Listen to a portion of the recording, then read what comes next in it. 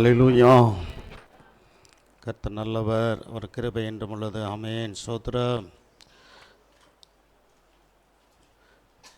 ஒரு பாடல், சிறிய பாடலை ஃபாதர் பாட்டு புஸ்தகத்திலிருந்து இந்த தேவ செய்தியின் அடிப்படையில் ஒரு பாடலை நான் பாடி நாம் தேவ செய்திக்காக கடந்து போவோம்.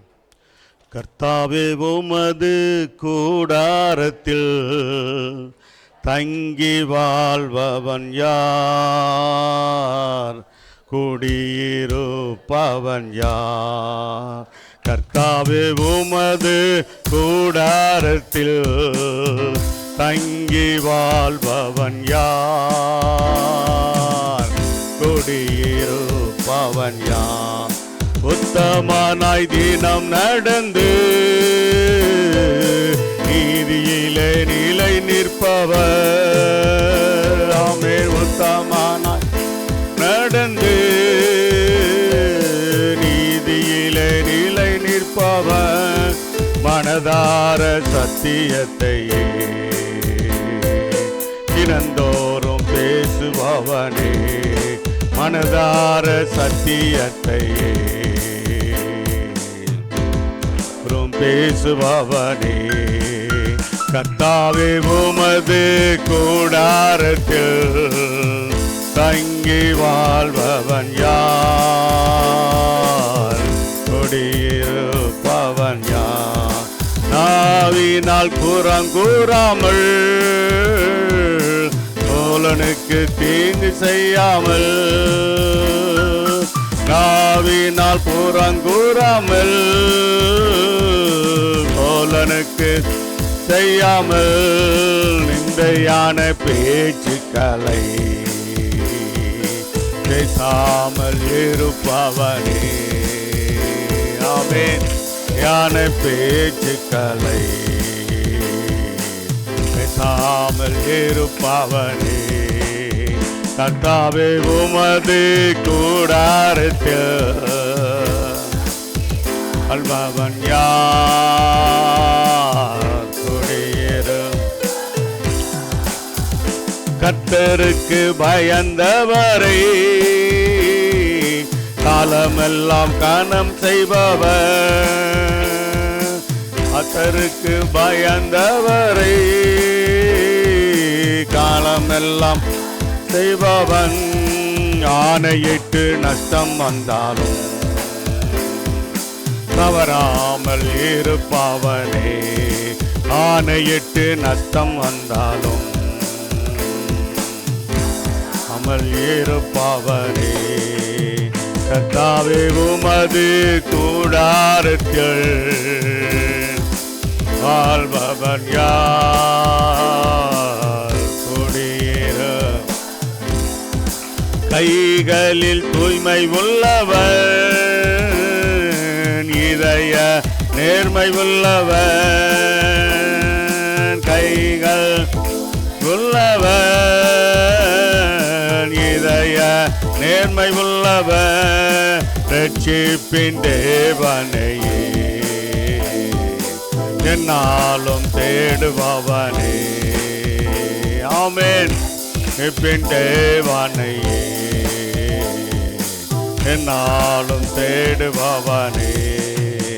கர்த்தாவே உமது கூடாரத்தில்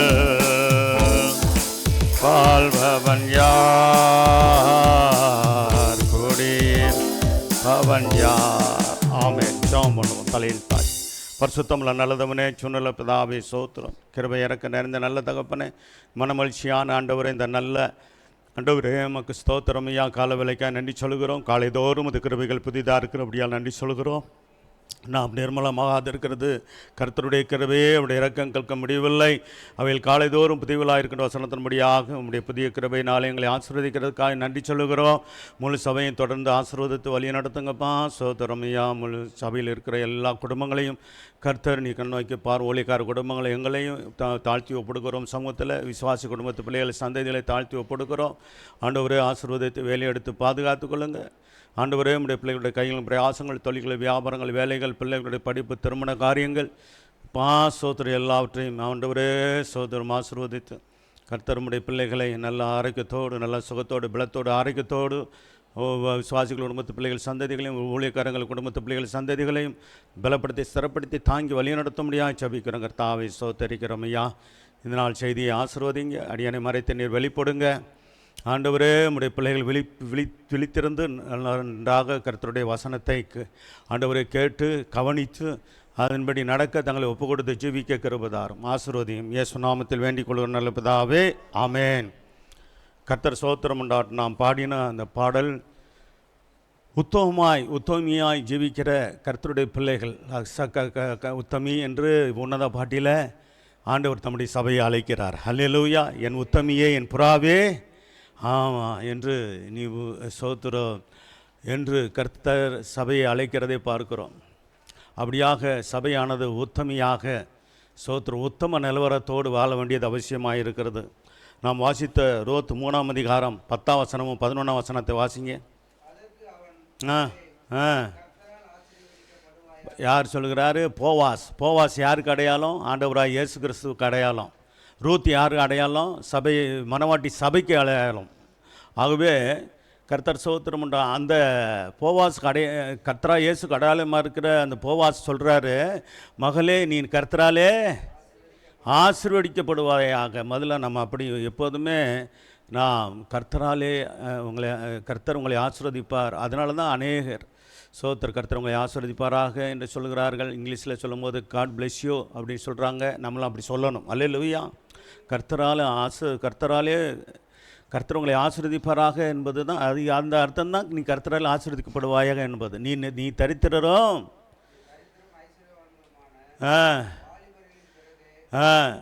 பார்த்தீங்களா, நீ சுயநலமான நோக்கத்தோடு கூட பாவத்திற்கு இடம் கொடுத்து அப்படி நீ என்ன செய்யலை. ஆமாம், தரித்திரம் பண்ணாலும் போல் ஐஸ்வர்யான்களை வாலிபர்களின் பிறகு நீ போகலை. பாருங்கள், ஏற்கனவே இந்த ரூத்து யார்? ஒரு அந்நிய தேசத்து ஸ்திரீ, மோவாபிய தேசத்து ஸ்திரீ, இஸ்ரவேல் தேசத்து ஸ்திரீ அல்ல. அப்படிப்பட்டவள் பாருங்கள் சொல்லப்பட்டிருக்கிறது. முந்தின நற்குணத்தை பார்க்கலாம் சொல்கிறாரு. உன் பிந்தின நற்குணம் எப்படி இருக்கிறது? உத்தமமாக இருக்கிறது. அப்போ அந்த உத்தமம் என்பதற்கு உத்தமம் என்பது நற்குணத்தோடு இணைந்தது. அல்லேலூயா. நல்ல குணம் இருக்கணும். கர்த்தருடைய பிள்ளைகள். ஆமாம், நம்ம என்ன பேர் வாங்குகிறோமோ இல்லையோ, நமக்கு பணம் இருக்கோ, பொருள் இருக்கோ, சொத்து இருக்கோ, ஆசி இருக்கோ, அதெல்லாம் இல்லை, அதெல்லாம் அடுத்தபட்சம். அது இல்லைன்னா பரவாயில்ல. நல்ல குணசாலி உத்தமர்கள் என்ற பேரை வாங்கணும். அல்லேலூயா. உத்தமர்கள், உத்தமி என்ற பேர் வாங்கணும். அடுத்த வசனம் கூட வாசிக்கலாம். அங்கே குணசாலின்னு சொல்லப்பட்டிருக்கு. பாருங்கள் வாசிக்கலாம். இப்போதும் மகளே நீ பயப்படாதே. அதே பாருங்கள், இன்றைக்கி போவாசாகிய கர்த்தர் சொல்கிறாரு, என் மகனே மகளே நீ பயப்படாதே, உனக்கு வேண்டியபடியெல்லாம் செய்வேன். அல்லேலூயா. எனக்கும் உங்களுக்கும் வேண்டியபடியெல்லாம் செய்கிற ஆண்டவரை தான் நம்ம ஆராதிக்கிறோம். அல்லேலூயா. ஆமாம், நம்ம அதே அப்படி இருக்க வேண்டுமென்றால் நாம் நம்முடைய ஒருவேளை ரட்சிக்கப்படுறதுக்கு முன்னாடி நம்முடைய முந்தின நற்குணம் குணம் அப்படி சரியில்லாமல் இருந்திருக்கலாம். ஒருவேளை ஒரு சிலர் சொல்லலாம், நான் ரட்சிக்கப்படுறதுக்கு முன்பாக கூட நான் எந்த பாவம் செய்யாமல் நல்ல குணத்தோடு தான் இருந்தேன் அப்படின்னு சொல்லுகிறவர் இருக்கலாம். ஒரு அப்படி இருந்தாலும் அந்த காரியங்களை காட்டிலும் நம்முடைய ரட்சிப்பை பெற்ற பிற்பாடு, ஆண்டவராய் இயேசு ஏற்றுக்கொண்ட பிற்பாடு, ஆண்டவருடைய இரத்தத்தினால் கழுவப்பட்டு அவருடைய பிள்ளையாய் ஆன பிற்பாடு குணம் எப்படி இருக்கணும்? நிச்சயமாக நற்குணமாய் உத்தமமான குணமாக இருந்தே ஆகணும். அல்லேலூயா. ஆமாம், சோத்திரம். நம்ம சொல்லும்போது நல்ல மனுஷர்கள், அதாவது நம்ம பேரை சொல்லும்போது அவர்கள் நல்லவங்க, அந்த சகோதரி நல்லவங்க, அந்த சிஸ்டர் நல்லவங்க, ஊழியர்களை எங்களே மற்றவங்க சொல்லணும். சோத்திரம், அந்த ஊழியர் நல்லவர், அந்த ஊழியக்கார குடும்பம் நல்ல குடும்பம் அப்படின்னு சொல்லணும். அதுதான் முக்கியம். சோத்திரம். பிரஜாதி ஜனங்களும் சொல்லணும். குறிப்பாக கர்த்தருடைய பிள்ளைகள் ஒருவருக்கொருவர் நம்முடைய குடும்பங்களை குறித்து நல்ல சாட்சி உடையவர்களாக நாம் இருக்கணும் என்பது அவசியம். அல்லேலூயா. உனக்கு வேண்டுபடியாக நீ குணசாலி என்பதை அந்த பெத்லேகம் முழுவதும் ஆண்டவராக இயேசு கிறிஸ்து பிறந்த அந்த பெத்லேகம் யாருடைய முதல்ல யாருடைய அது ஊர்? அது தாவீதுடைய ஊர். அது தாவீதுடைய சொந்த ஊர். எதுங்க? பெத்லேகம். அதுக்கு இன்னொரு பேர் எப்ராத்தா. பெத்லேகம்ன்றது இன்றைக்கும் பெத்லேகம் இருக்குது. இஸ்ரேல் தேசத்துக்கு போனால் பெத்லேகம் இருக்குது அந்த பட்டணம். சோத்திரம். தாவீது ராஜா பிறந்த அந்த பட்டணத்தினால அந்த அதை இன்றைக்கி ஒரு ஒரு கிராமமாக ஒரு காலத்தில் இருந்தது. இப்போ ஒரு பட்டணம் போல் அது காணப்படுகிறதாக சொல்கிறாங்க. கர்த்தர் சோத்திரம் உண்டாகட்டும்.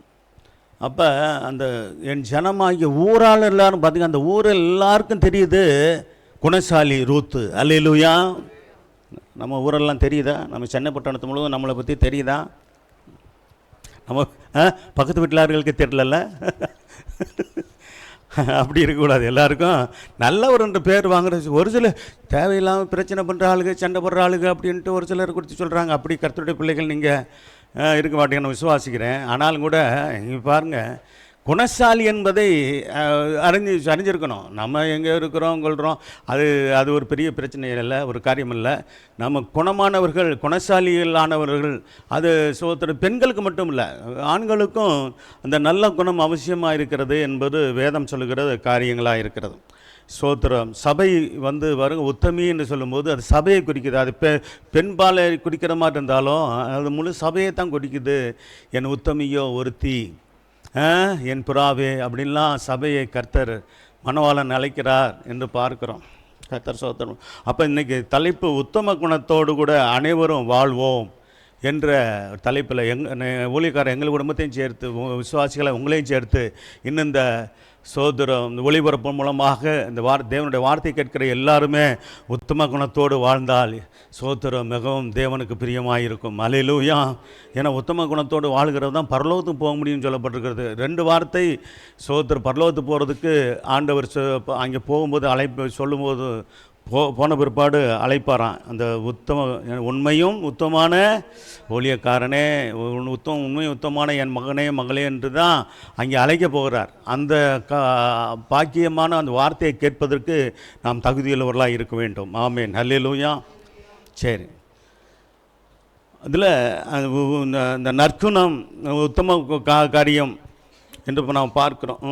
முந்தின நற்குணம், பிந்தின நற்குணம். சோதரம் அப்படி சொல்லத்தக்கதாக நம்முடைய வாழ்க்கை இருப்பது நல்லது. ரசிக்கப்பட்ட பிற்பாடு, ஆவிக்குரிய ஜீவியத்தில் இன்னும் வளர்ந்து கொண்டே இருந்த பிற்பாடு, இப்படிலாம் நம்ம சொல்லும்போது அவங்க ரொம்ப நல்ல குணம் உள்ளவங்க, நல்ல குணம் அப்படின்னு சொல்கிறது எவ்வளோ பெரிய பாக்கியம். கர்த்தர் சோத்திரம் உண்டாகட்டும். உண்மையில் பாருங்கள், அதில் அந்த ஆவியின் கனி அந்த நிறைஞ்சிருக்கணும். கலாத்தியர் 5ஆம் அதிகாரம் 22, 23 வசனத்தை வாசிப்போம். அப்போ பாருங்கள், அந்த 9 கனி, அது கனிகள் என்று பன்மையில் சொல்லப்படாமல் கனி என்று சொல்லப்பட்டிருக்கிறது. அங்கே எது முதல் ஆரம்பிக்கிறது? அந்த வசனம் அன்பிலிருந்து ஆரம்பிக்குது இல்லையா? ஆமாம். அன்பு இல்லைன்னா சோத்திரம். அன்போடு கூட ஆவியின் கனியோ என்னது? ஃபஸ்ட்டு அன்பு. பாருங்கள், சந்தோஷமாக நம்மளால் இருக்க முடியலைன்னா ஆவியின் கனி இல்லைன்னு அர்த்தம். அன்பு செலுத்த முடியலைன்னா, மற்றவர்களிடத்தில் அன்பு செலுத்த முடியலைன்னா சோத்திரம். என்ன இது என்ன இல்லை? கர்த்தர் சோத்திரம் உண்டாகட்டும். நற்குணம் இல்லை அல்லது உத்தமம் இல்லைன்னு என்ற அர்த்தம். அன்பு, அடுத்து சந்தோஷம், 3வது என்னது? ஆமாம், சமாதானம் ஒரு நற்குணம், நல்ல குணம். அடுத்து நீடிய பொறுமை ஒரு நற்குணம், தயவு ஒரு நற்குணம். அடுத்து வார்த்தையே வருது நற்குணம். அடுத்து என்னது? சாந்தம். சாந்தம் வருதா? விசுவாசம். விசுவாசத்துக்கு அடுத்து சாந்தம். அதுக்கடுத்து என்னது? முக்கியமானது இச்சை அடக்கம். உத்தமமாக இருக்கிறவர்கள் இச்சை அடக்கத்தோடு வாழ்வார்கள். பாவத்தின் மேல் ஜெயம் கொள்ளுகிறவர்களாக இருப்பார்கள். பாவத்தில் இச்சையினால் பிசாசு இச்சையை தூண்டும் போது அந்த இச்சையில் விழுந்து விழுகிறவர்கள் உத்தமர்கள் அல்ல, அதில் ஜெயம் எடுக்கிறவர்கள் தான், இச்சை அடக்கத்தோடு இருக்கிறவர்கள் தான். சோத்திரம். இச்சை அடக்கத்தோடு இருந்தால்தான் கர்த்தர் சோத்திரம் உண்டாகட்டும் நம்முடைய ஜீவியம் கர்த்தர் பரிசுத்தமாக இருக்கும். அல்லேலூயா. ரொம்ப கவனமாக இருக்கணும். அந்த 9 வகையான கனி, ஆவியின் வரங்கள் 9, ஆவியின் கனி 9 என்று பார்க்கிறோம். சோத்திரம். ஆகவே இதெல்லாம் சபைக்கு தேவை. குறிப்பாக ஆவியின் வரங்களை காட்டிலும் எது நமக்கு அவசியமானது? முதல்ல ஆவியின் கனி தான். ஆவியின் கனி உடையவர்களாய் இருந்து நம்ம என்ன பண்ணணும்? ஆவிக்குரிய ஜீவியத்தில் நாம் வளர்வதற்கு சோத்திரம் ஆவியின் கனி ரொம்ப நமக்கு முக்கியம் என்று பார்க்கிறோம். சரி, உத்தமர்கள் யார் என்று சில காரியங்களை பார்த்து அடுத்து உத்தமர்கள் இருக்க வேண்டிய தகுதி.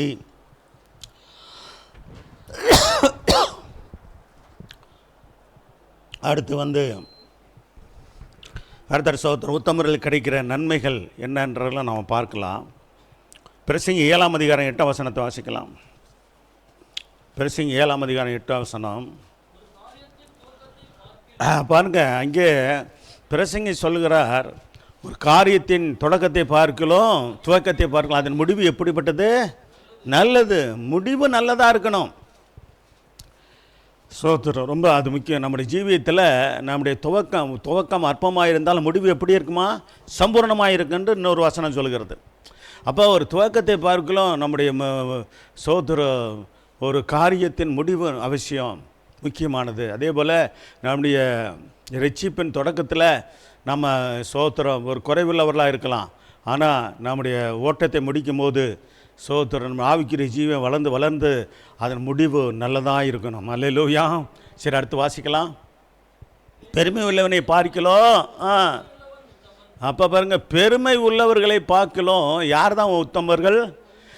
பொறுமை உள்ளவர்கள். பெருமை உள்ளவர்களுக்கு சேர்ந்து எது இருக்குன்னு தெரியுமா? பொறாமை இருக்கும். பெருமை, பொறாமை. ஆனால் பொறுமை உள்ளவர்களுக்கு என்ன இருக்கும்? சாந்த குணம் இருக்கும். என்னங்களா? பொறுமை உள்ளவங்க என்ன பண்ணுவாங்க? சகிப்புத்தன்மை உடையவர்களாக இருப்பாங்க. இதெல்லாம் உத்தமமான குணம். பொறுமை எல்லாருக்கும் கர்த்தர் தருவாராக. அல்லேலூயா. அதில் வேதத்தில் சொல்லப்பட்டிருக்கு, பொறுமை, நீடிய பொறுமை, சாந்தம், நீடிய சாந்தம். அந்த வார்த்தையெல்லாம் நீங்கள் கவனிங்க. இதெல்லாம் ஆண்டவருடைய பிள்ளைகளுக்கு இருக்க வேண்டிய ஒரு காரியம். தேவன் அப்படிப்பட்ட காரியங்களை நமக்கு வாழ கிருபை செய்வாராக. நீதிமொழிகள் 16ஆம் அதிகாரம் 32ஆம் வசனத்தை வாசிங்க. பலவானை பார்க்கிலும், பார்த்தீங்களா? அதான் நீடிய சாந்தமுள்ளவன் தான் உத்தமன் என்று சொல்லப்பட்டிருக்கிறது.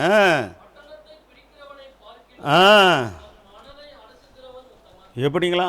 மனதை அடக்கணுமா? பார்த்தீங்களா? ஒரு சிலர் மனமும் மாம்சமும் விரும்பினதை என்ன செய்வாங்க? தான் மனசு என்ன செய்யணும்னு சொல்லுதோ, தன் மாம்சம் என்ன செய்ய தூண்டுதோ அதன்படி கடன் கொடுத்துருவாங்க. அப்படி அல்ல. ஆண்டவருடைய பிள்ளைகள் மனதை அடக்கக்கூடியவர்களாக இருக்கணும். மனதை அடக்கிட்டால் மாம்சத்தை ஜெயிக்கலாம். அல்லேலூயா. மனதை அடக்க தெரியாதவர்கள் தான் மாம்சத்தில் விழுந்து போவாங்க, பாவத்தில் விழுந்து போவாங்க, இச்சையில் விழுந்து போவாங்க. அதுதான் சொல்லப்பட்டு, மனதை அடக்கிறவன் உத்தமன். கர்த்தருடைய பிள்ளைகள் மனதை அடக்கணும். மனதில் பலவிதமான போராட்டங்கள் வரும். பிசாசு கொண்டு வருவான். ஆமாம், அதற்கு நம்மளும் நம்முடைய காரியங்கள் அதிகமாக இருக்கான ஒரு சினிமா பாட்டு கேட்குறதோ, சினிமா பார்க்குறதோ, இப்படிப்பட்ட காரியம் இருந்துச்சுன்னா மனதை அடக்க முடியாதுங்க. மனதில் ஜெயங்களுக்குள்ளாய் மாறணும்னா அதெல்லாம் நீங்கள் வெறுக்கணும், அதெல்லாம் அகற்றணும். ஆண்டவருடைய பிள்ளைகள் வெறுக்க வேண்டியதை வெறுக்கணும், அகற்ற வேண்டியதை அகற்றணும். அல்லேலூயா. ஆமாம், கர்த்தருடைய பாடல்களை கேளுங்க. இப்போ சில கிறிஸ்டின் நல்ல கருத்துக்கள் உள்ள சில ப்ரோக்ராமெல்லாம் இப்போ ரெடி பண்ணி போடுறாங்க. சில ஷார்ட் ஃபிலிம்ஸ் மாதிரி போடுறாங்க. அதெல்லாம் நீங்கள் அதை பார்க்கலாம். அதெல்லாம் ஒரு கருத்தை மையமாக வைத்து, சில சம்பவங்களை மையமாக வைத்து விசுவாசத்துக்கு பிரயோஜனப்பட முடியாத காரியங்களை போடுறாங்க. அதை பார்க்குறது தப்பு இல்லை, அது பார்க்கலாம். அப்போ நீடிய சாந்தமுள்ள உத்தமன், இப்போ பட்டணத்தை பிடிக்கிறப்பார்கள் தன் மனதை அடக்கிறவன் தான் உத்தமன் என்று வேதம் சொல்கிறது. கர்த்தர் சோத்திரம் உண்டாகட்டும். நீதிமொழிகள் 28ஆம் அதிகாரம் 10ஆம் வசனத்தை வாசிக்கலாம்.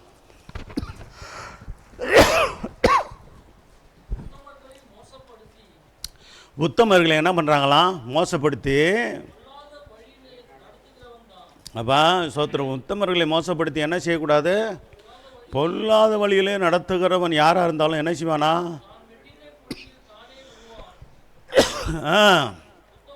உத்தமர்களை என்ன செய்வாங்க? ஆமாம், சோத்திரம். உத்தமர்களை மோசப்படுத்தக்கூடாது. சோத்திரம், மற்றவர்களுக்கு நன்மை செய்ய முடிஞ்சால் நம்ம நன்மை செய்யணும். ஆவிக்குரிய வாழ்க்கை பிரயோஜனமாக இருக்க முடிஞ்சால் பிரயோஜனமாக இருக்கணும். இல்லாட்டி என்ன பண்ணக்கூடாது? அமைதியாக இருந்து ஜெபிக்கணும். அல்லேலூயா. மற்றவர்களுடைய காரியம் உத்தமர்களாக இருக்கிறவங்க நிச்சயமாக என்ன செய்வாங்க? நன்மையை சுதந்திரிப்பார்கள். அப்போ அந்த நன்மைன்ற சில காரியங்கள் பார்ப்போம். யார் சுதந்திரிக்க முடியும்னா உத்தமர்களும் சுதந்திரிக்க முடியும். நன்மையானதை நம்ம சுதந்திரிக்க விருப்பம் இருக்கா இல்லையா? எல்லாருக்கும் இருக்கும். நன்மையானதை நான் சுதந்திரிக்கணும், நன்மையானதை நான் பெற்றுக்கொண்டு வாழணும்.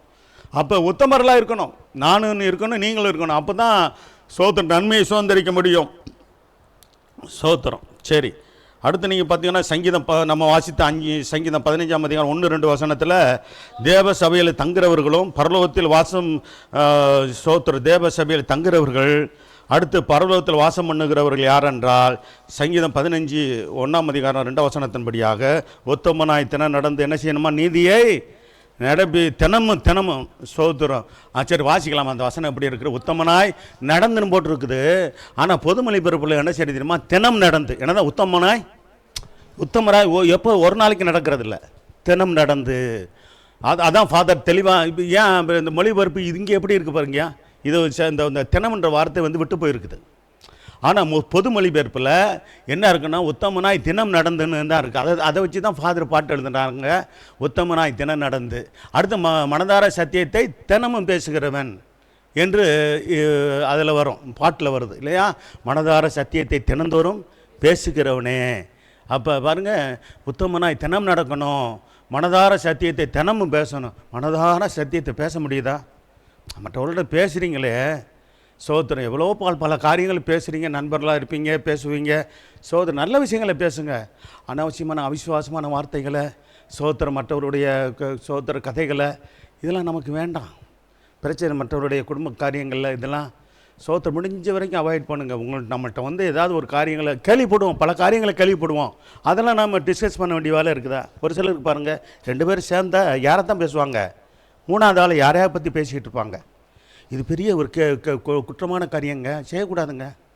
2 பேர் சேர்ந்து பேசிக்கிட்டீங்கன்னா உங்களுக்குள்ளே பேசிக்கிங்க, உங்கள் காரியங்களை குறித்து பேசுங்க. ஆமாம், சொல்கிறது புரியுதா? உங்களுக்குள்ளே பேசணும். 3ஆவது உன் ஃப்ரெண்டை பற்றியே கூட பேசக்கூடாது. அதே மாதிரி எல்லாருக்கும் பெரியவங்களுக்கு அதுதான். 2 பேர் கலந்து ஒருத்தர் பிரைஸ்லாட் சிஸ்டர் பிரைஸ்லாட் அப்படின்னா ஒருத்தர் இன்னும் ஆவிக்குரிய விதத்தில் பிரயோஜனமாக இருக்குதா? அது தேவையானா அவசியமாக இருந்தால் பேசணும். இல்லைன்னா அதையும் கூட பேசாமல் இருக்கிற தவிர்க்கிறது. நான் வேதவாசனத்தின்படி தான் சொல்கிறேன் உங்களுக்கு. நான் அதை கடைப்பிடிக்கிறேன். அனாவசியமாக யார்கிட்டையும் பேசுகிறதில்ல. அவசியமாக இருக்கிற காரியங்களை பேசுகிறது உண்டு. சோதர சத்தியத்தை பேசுகிறேன், அவ்வளோதான். மற்றபடி எங்கேயும் போய் நின்றுக்கிட்டு யார்கிட்டையும் எதை பற்றியும் யாரை பற்றியும் பேசுகிறதில்ல. அதெல்லாம் நமக்கு வேண்டாம். ஏன்னா கர்த்தர் சகோதரர் சத்தியத்தை மட்டும் பேச முடிஞ்சா எப்போனாலும் பேசலாம். அதை கேட்கக்கூடியவங்களுக்கு நம்ம சொல்கிற விதமாக பாருங்கள், நம்ம சத்தியத்தை பேசும்போது அதே வேளையில் அந்த சத்தியத்தின்படி வாழ நம்ம ஒப்பு கொடுத்துருக்கணும். அல்லேலூயா. ஆமாம், ஊழியக்காரங்க இந்த இது எங்களுக்கு கற்றுக் கொடுக்கப்பட்டிருக்கிறது. நீங்கள் சத்தியத்தை பேசுறதுக்கு முன்னாடி அந்த சத்தியத்துக்கு உங்களை ஒப்பு கொடுங்க, அதன்படி வாழ தீர்மானிங்க. அதாவது சோதர தொடர்ந்து நம்ம வசனங்களை நம்ம அறிந்து கொண்டே இருக்கிறதுனால, ஊழியக்காரங்க போதிக்கிறதுனால இதன்படி வாழ வேண்டும் என்ற ஒரு வைராயக்கம் வாழ்ந்து கொண்டே இருக்கிறது. அதுதான் சோதனை. இங்கே அப்படி அதான் பாருங்கள், உத்தமனாய் நடந்து நீதியை நடப்பித்து மனதார சத்தியத்தை பேசுகிறோன்னு ஷார்ட்டாக சொல்லப்பட்டிருக்கு, சுருக்கமாக சொல்லப்பட்டிருக்கிறது. ஆனால் அந்த தினம் என்ற வார்த்தை நல்ல மொழிபெயர்ப்பு தான். அந்த ஆர்சி பொது மொழிபெயர்ப்பில் அதெல்லாம் இவங்க இப்போ சோத்திரம் படிக்கிறாங்க தான். சோத்திரம் சர்ச்சில் படிப்பாங்க, ஆனால் வீட்டில் படிக்க என்கரேஜ் பண்ண மாட்டாங்க. சோத்திரம் வீட்டில் படிங்க, சபைக்கு பைபிளை கொண்டு வாங்க அப்படிலாம் சொல்ல மாட்டாங்க. ஆர்சி மற்ற எல்லா பாரம்பரிய சபையிலையும் என்ன உண்டு, சபையில் பைபிள் எடுத்துகிட்டு வரணும், பைபிள் சங்கீதம் வாசிக்கணும், பைபிள் சோதர ஊழியக்காரங்க தியானிக்கும்போது போதிக்கும்போது கொஞ்சம் அமைதியாக இருக்க வைங்கம்மா பிள்ளைகளை.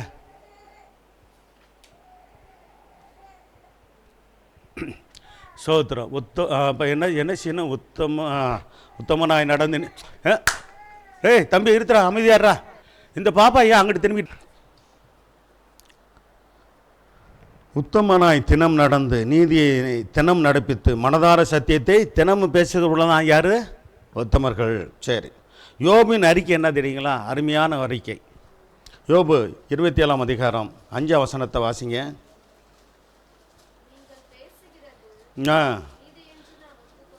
பார்த்தீங்களா, யார் தன் நண்பர்களை பார்த்து சொல்லுகிறார்? வாசிக்கலாம். நீங்கள் பேசுகிறது இருப்பதாக என் ஆவி பிரிய மட்டும். ஆமாம் சோத்திரம், என் ஆவி பிரிய மட்டும் என் உத்தமத்தை என்ன செய்ய மாட்டேன், விட்டு விளக்கேன். சோத்திரம். நம்ம வாசித்த சங்கீதம் 15ஆம் அதிகாரத்தில் அதுதான் நான் அந்த பாட்டை பாடினோம். அதில் 1-2 வசனத்தை நம்ம வாசித்தோம். மீதி வசனங்களை கூட வாசிக்கலாம். அப்போ தான் அந்த உத்தமனுடைய காரியம் கூட அதில் சொல்லப்பட்டிருக்கிறது.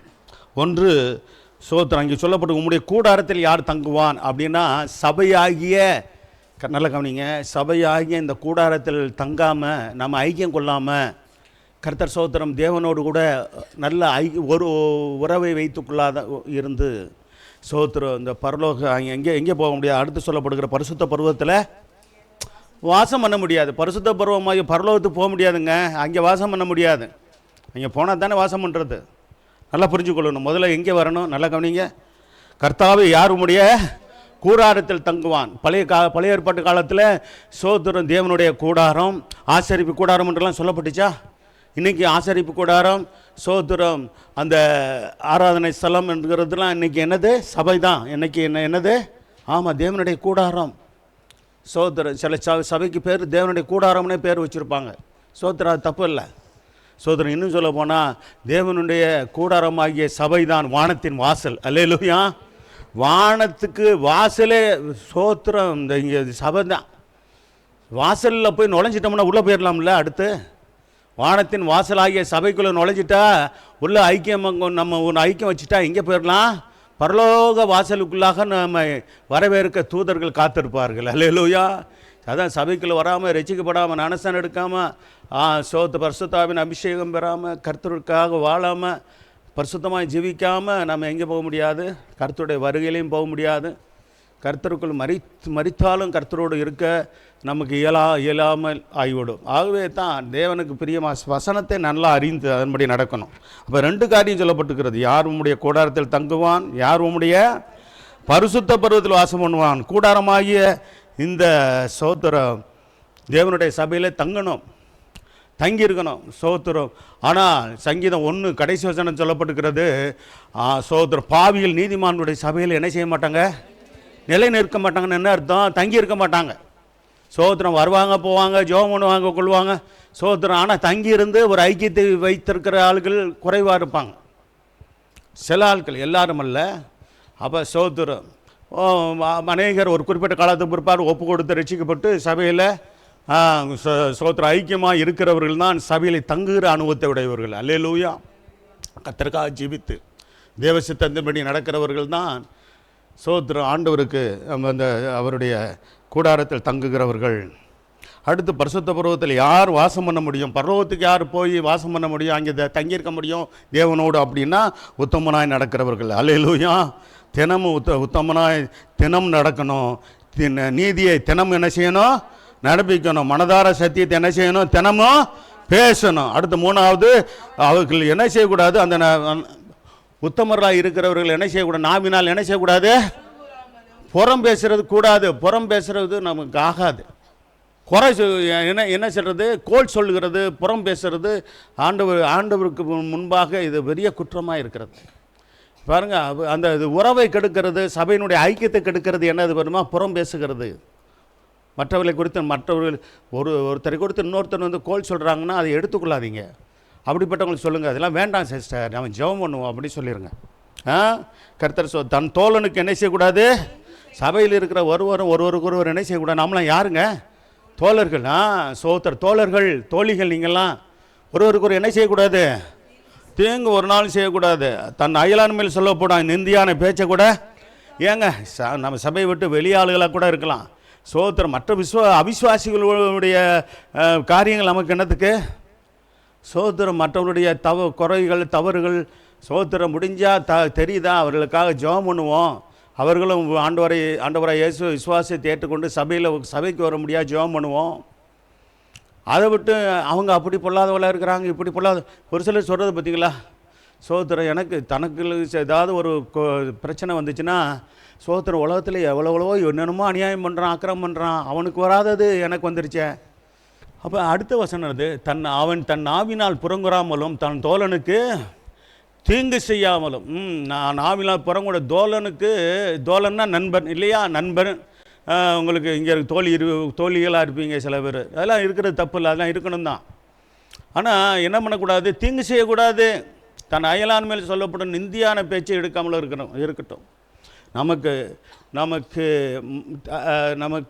அறியாதவர்கள் இருப்பாங்க, நம்ம அறியாதவர்கள் அல்லது நம்மளுடைய பழக்கம் இல்லாதவர்கள் இருப்பாங்க. அவர்கள் மேலே சொல்லப்படும் காரியங்களை நம்ம இது எடுக்க வேண்டியதில்லை. யாராவது வந்து அவங்க அப்படிங்க இவங்க எப்படின்னா அது நமக்கு எப்படிங்க, நமக்கு எதுக்குங்க இன்னொருத்தருடைய சமாச்சாரம் அப்படின்ட்டு போயிடணும் நம்ம. அதான் வேதம் சொல்லுது. அயலான் மேலே சொல்லப்பட்ட நிந்தியான பேச்சு என்ன பண்ணக்கூடாது, அதை பொருட்படுத்தவே கூடாது. சோத்திரம், அது தேவையில்லைங்க, அது அவங்க காரியம் அப்படின்ட்டு போயிடணும். தேவையில்லாமல் இன்னொருத்தர் காரியங்களை பேசிக்கிட்டு டைம் பாஸ் பண்ணி அது ஒரு டைம் பாஸ்ன்னு நினச்சிக்கிட்டு சோத்திரம் தேவையில்லாமல் என்னது அடுத்தவங்க விஷயங்களை தலையிடவே கூடாது. சோத்திரம், அது நமக்கு ஆகவே ஆகாது, வேண்டாம். அடுத்து என்னவா, 4வது வசனம். ஆகாதவன் யாருன்னா கர்த்தருக்கு ஆகாதவன் அர்த்தம். ஆகாதவன் அவன் பார்வைக்கு தீர்ப்பானவன். இங்கே அற்பமானவன்ற வார்த்தை இருக்குது. கர்த்தருக்கு பயந்தவர்களையோ, ஆமாங்க, சபையில் இருக்கிற ஒவ்வொருவரும் கர்த்தருக்கு பயந்து நடக்கிறவர்களாக இருந்தால் அவர்களை கனம் பண்ணுங்க. குறிப்பாக வயதில் மூத்தவர்களை கனம் பண்ணி ஆகணும். அல்லேலூயா. இளையவர்கள், வாலிபர்கள், வயதில் மூத்தவங்களை கண்டிப்பாக கனம் பண்ணணுங்க. ஆமாம், சோத்திரம். சகோதரிமார்களை, அம்மாமார்களை கனம் பண்ணுங்க. சோத்திரம். ஆமாம், பெற்றோரை கனம் பண்ணுங்க, ஊழியர்களை கனம் பண்ணுங்க, எல்லாவற்றுக்கு மேலே கர்த்தரை கனம் பண்ணுங்க. ஹல்லேலூயா. ஆமாம், சோத்திரம். கர்த்தருக்கு பயந்தவர்கள் அவர்களெல்லாம். அப்படி இருக்கிறவர்களை கனம் பண்ணியே ஆகணும். அது வேதமே அப்படி தான் சொல்லுது. அவர்களெல்லாம் உத்தமர்கள். ஆணையிட்டதில் தனக்கு நஷ்டம் வந்தாலும் என்ன செய்யக்கூடாது, ஆமாம், சோத்திரம். எளிதாக எந்த விஷயத்துலையும் உறுதி கொடுக்கக்கூடாது, ஜாமீன் கொடுக்கக்கூடாது, ஆணையிடக்கூடாது. இதை நான் செஞ்சுத்தானேன், அதை நான் செஞ்சுத்தானேன்ட்டு சில பேர் அல்லங்க, முயற்சி பண்ணேன், கிடைக்கலங்க, முடியலைங்க, அப்படி இப்படின்னு சொல்லிட்டு போயிடுவாங்க. ஆணை இட்டுட்டா சொல்லிட்டா அதை நிறைவேற்றுறதுக்கு கவனமாக இருக்கணும், இல்லைன்னா சொல்லக்கூடாது.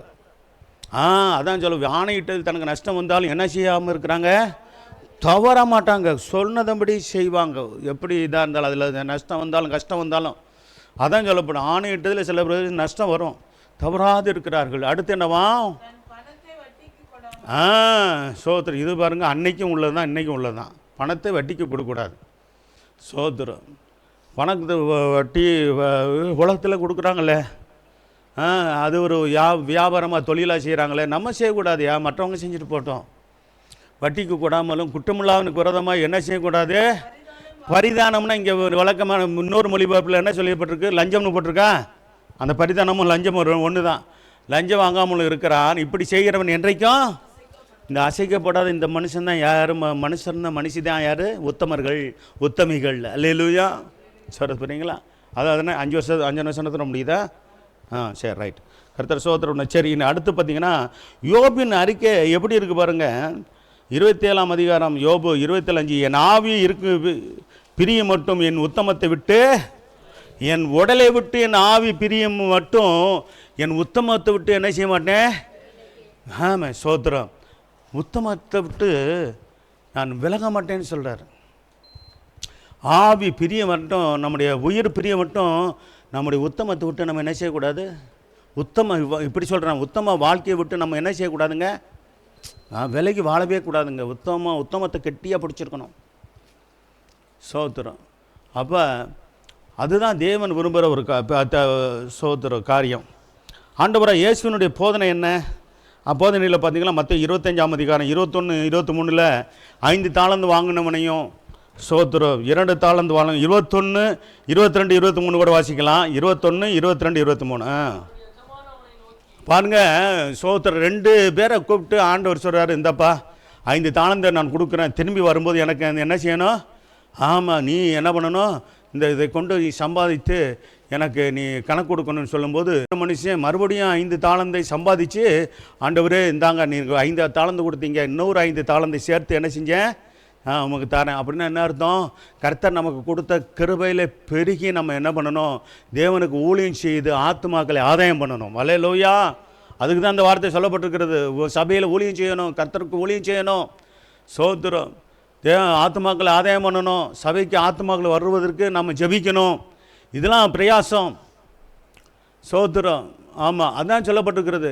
ஆண்டவரே, ஆனால் ஒரே ஒரு தாளந்து வைத்திருந்தவன் என்ன செஞ்சான், சோத்திரம், அதை என்ன பண்ணலை. ஆமாம், நஷ்டப்படுத்தி ஒன்று நீ கொடுத்தீங்க, அது ஒன்றையும் தொலைச்சி விட்டேன், அல்லது ஒன்றையும் நான் ஒன்றும் பயன்படுத்தலை, அதை அப்படியே வச்சுருந்தான். வச்சுட்டு திரும்பி கொடுத்தது தெய்வம் ஏற்றுக்கொண்டாரா, ஆண்டவர் ஏற்றுக்கொண்டாரா? என்ன சொன்னார், சோத்திரம், அவனை திட்டினார், பொல்லாதவனு சோம்பலுமான ஊழியக்காரன்னு சொன்னார். சரி, இதை வாசிங்க. அவனுடைய எஜமானவனை நோக்கி உண்மையுள்ள ஊழியக்காரனை கொஞ்சத்தில் நீ அதிகாரியாக வைப்பேன், என் எஜமானுடைய சந்தோஷத்திற்கு என்ன செய்ய பிரவேசி என்றான். பார்த்தீங்களா? சோத்திரம். சரி, அடுத்த வசனம் 22. 2 தாலந்து வாங்கினவனும் இதே மாதிரி வார்த்தையை 5 தாலந்து வாங்கினவனு சொல்லுவான். ஆண்டவனே 2 தாலந்து என் இடத்துல ஒப்புவித்தீரே, அவைகளை கொண்டு இதோ வேறு 2 தாலந்தை சம்பாதித்தேன் என்றான். என்ன சொல்றாரு? நல்லது, உத்தமும் உண்மையுள்ள ஊழியக்காரனே. அப்படின்னு என்ன அர்த்தம்? கொஞ்சமாக அவருக்கு உண்மையாக இருக்கிறது இல்லை, அப்படியெல்லாம் அர்த்தம். கொடுத்த பொறுப்பில் அந்த சின்ன பொறுப்பாக இருந்தாலும் அதில் உண்மையாக இருக்கிறது. அல்லேலூயா. ஆமாம், இந்த வசனத்தை நல்லா தவறாக புரிஞ்சு கொள்ளக்கூடாது. கொஞ்சம் உண்மை இருந்தால் போதும், நிறையா பொய் இருந்தால் அப்படின்னு அர்த்தமா இல்லை. கொஞ்சத்தில் உண்மை இருந்து நிறையா உண்மை இல்லாமல், நிறையா விஷயங்களில் உண்மை இல்லாமல் இருந்தால் ஆண்டவர் ஏற்றுக்கொள்வார். அப்படி அன்பதில்லை இந்த வசனத்துடைய அர்த்தம். அவள் கொடுத்த கொஞ்சம் பொறுப்பில், இப்போ வேறுங்க கொஞ்சம் பொறுப்பில் இப்போ இருக்கிற சபை உதாரணத்துக்கு என்ன வருது, இருக்கிற ஆத்மாக்கள் 100 பேர் 125 பேர் சோதரம் இருக்கிறோம்னு சொன்னால், சோதரம் 100 பேரை வைத்துக்கொள்ளுங்க. இந்த 100 பேருக்கு உண்மையாக ஊழியம் செய்யணும் அப்படின்றது எனக்கு விருப்பம். இன்னும் ஆத்மாக்களை கொடுக்கும்போது அவர்களுக்கும் உண்மையாக இருக்கணும்ன்றது ஒரு ஊழியக்காரருடைய பொறுப்பு. அதே போல் தான் நீங்கள் உங்கள் குடும்பத்துக்கு உண்மையாக இருக்கணும், இந்த சபைக்கு நீங்கள் உண்மையாக இருக்கணும், கர்த்தருக்கு உண்மையாக இருக்கணும். அந்த கொஞ்சம் சோத்திரம் கொஞ்சம் பொறுப்பாக இருந்தாலும் அதில் உண்மையாக இருக்கிறதெல்லாம் தேவன் விரும்புகிறார். கொஞ்சத்தில் கொடுத்த பொறுப்பில் கொஞ்சத்தில் உண்மையாக இருந்தால் என்ன நடக்கும்? அநேகத்தின் மேல் என்ன செய்வாரான்? அதிகாரியாக வைப்பேன்னு சொல்லுகிறார். உன் எஜமானுடைய சந்தோஷத்துக்குள்ள என்ன செய்யே? நம்முடைய எஜமான் கர்த்தராகிய தேவன், அவருடைய பிதாவாகிய தேவனுடைய ராஜ்யத்தில் நாம் பிரவேசிப்போம். பிதாவின் ராஜ்யத்தில் நாம் பிரவேசிக்க சோதரம் தேவன் நம்மை ஏற்றுக்கொள்வார் என்று பார்க்கிறோம். கர்த்தருக்கு மகிமை உண்டாகட்டும். அப்போ நம்மை குறித்து அங்கே பரலோகத்தில் சோதரம் இந்த வார்த்தையை தான் சொல்ல போகிறார் தேவன். உண்மையுத்தமான ஊழியக்காரனே, உண்மையுத்தமான என்னுடைய விசுவாசியே, என்னுடைய மகனே மகளேன்னு சொல்லி உங்களை அழைக்கணும். எங்களை உண்மையுத்தமான ஊழியக்காரனேன்னு அழைக்கணும். அப்படியே நம்ம வாழ்க்கை அமையணும். ஏன்னா உத்தம குணத்தோடு அனைவரும் வாழணும். ஊழியர்கள் குடும்பத்து பிள்ளைகள் சந்ததிகளும் விசுவாசி குடும்பத்து பிள்ளைகள் சந்ததிகள் வாழ்வது அவசியமானது. உத்தமர்கள் இருக்க வேண்டிய தகுதி அல்லது அப்படி தகுதியோடு இருக்கும்போது என்ன நன்மைகள் கிடைக்கும், என்ன ஆசீர்வாதங்கள் கிடைக்கும் என்பதை சில காரியங்களை நம்ம பார்க்கலாம். கர்த்தர் சங்கீதம் 101 அதிகாரம் 4 வசனத்தை வாசிங்க. சங்கீதம் 101 அதிகாரம் 4 வசனம். மாறுபாடான இருதயம் பாருங்க. தாவீதுடைய ஜெபத்தை பற்றிங்களா? மாறுபாடான இருதயம், உத்தமர்களுக்கு மாறுபாடான இருதயம் இருக்குமா? இருக்காது. மாறுபாடான இருதயம் என்னிடத்தை விட்டு அகல வேண்டும் ஆண்டவரே. அப்படி உத்தமமாக வாழ்வதற்கு தடையாக இருக்கிறது மாறுபாடான இருதயம். ஆண்டவர்கிட்ட ஜெபிக்கணும். அப்படி இருந்துச்சுன்னா மாறுபாடான இருதயம் என்னிடத்தில் இராதபடிக்கு என்னை விட்டு அதை அகற்றி போடும். பொல்லாதவனை நான் என்ன செய்ய மாட்டேன், அறிய மாட்டேன் என்று சொன்னால், பொல்லாதவனோடு கூட என்னுடைய ஐக்கியம் இல்லை, என்னுடைய பழக்க வழக்கம் இல்லை. பொல்லாத மனுஷன்கள் பாருங்கள், வேலை ஸ்தலத்தில் இருப்பாங்க, சோத்திரம் நீங்கள் தொழில் செய்கிற இடம், வியாபாரம் செய்கிற இடம், வேலை செய்கிற இடம், இந்த இடத்துல இருப்பாங்க. சோத்திரம் அவர்களை வெறுக்க வேண்டிய அவசியம் இல்லை. அவங்களால ஜெபிங்க. சோத்திரம் அவர்கள் ஆவிக்குரிய ஜீவியத்துக்கு இடையூறாக இருப்பாங்கன்னு தெரிஞ்சிச்சுன்னா, ஒரு தொழிற்சாலத்தில் நம்ம உங்களுடைய காரியங்களை மட்டும் பார்த்து நீங்கள் என்ன பண்ணணும், ரொம்ப சோத்திரம் அவர்களை தூரமாக வைத்து அவர்கள் நேசித்து அவர்களுக்காக ஜெபம் பண்ணுங்க. அவர்கள் நல்ல சோத்திரம் நம்முடைய கர்த்தருடைய வழியில் நடக்கக்கூடியவர்களாக இருக்க அவர்களுக்கு ஆண்டவரை குறித்து உபதேசிங்க அல்லது பிரசங்கம் பண்ணுங்க. இப்படி சொல்கிறேன், சுவிசேஷம் அறிவிங்க.